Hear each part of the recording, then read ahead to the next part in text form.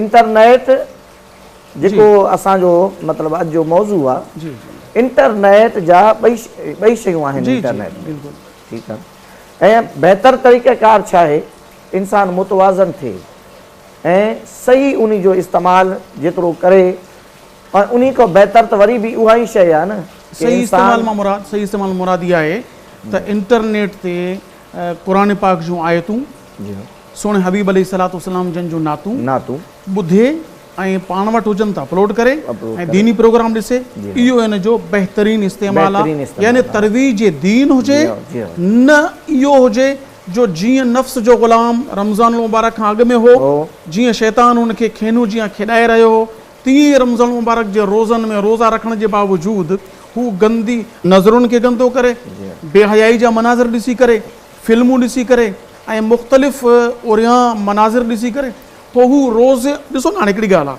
माण्हू मानी छो खाईंदो आहे, खाधो छो थो खाए पियो? खाधो इन जे करे खाधो वेंदो आहे ताकी बुख ख़तमु थिए, ठीकु आहे। पाणी इन जे कारण पीतो वेंदो आहे ताकी उञ ख़तमु थिए।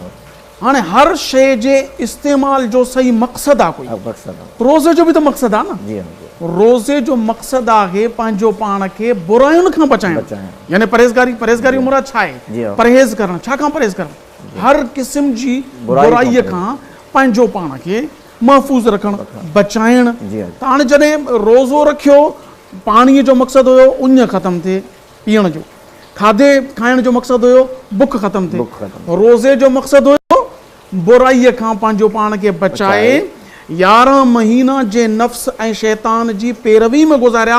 हाणे हिकिड़ो महीनो अव्हांखे मिले थो, तव्हीं जेको आहे इन महीने में तव्हीं पंहिंजो पाण खे, पंहिंजे नफ़्स खे, पंहिंजी जान खे, पंहिंजी अखियुनि खे, पंहिंजे हथनि खे, पेरनि खे, कननि खे, दिलो दिमाग़ खे, पंहिंजे हर मथे खां सर तां पां पंहिंजे पूरे जिस्म खे तव्हीं रोज़े जी बरकत सां बुरे कमनि खां, शैतानी अमाल खां, यानी अल्लाह जी नाराज़गी वारे कमनि खां, हबीब अलैहिस्सलाम जी शरीयत खे तोड़ण वारे अमाल खां पंहिंजो पाण खे बचाइण जी प्रैक्टिस करियो ताकी तव्हीं इन जा आदी थी वञो। त पोइ इहो थियो रोज़े जो सही माना में इस्तेमाल।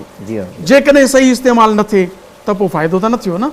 यानी खाधो बि सही, पेट बि न भरियो, पीतो बि सही ऐं उञ बि न लथी, त पोइ वाक़ई तव्हीं सच पिया चओ त रोज़े जी रूहानियत इहा आहे त जेतिरो थी सघे माण्हू इबादात जी तरफ़ अचे।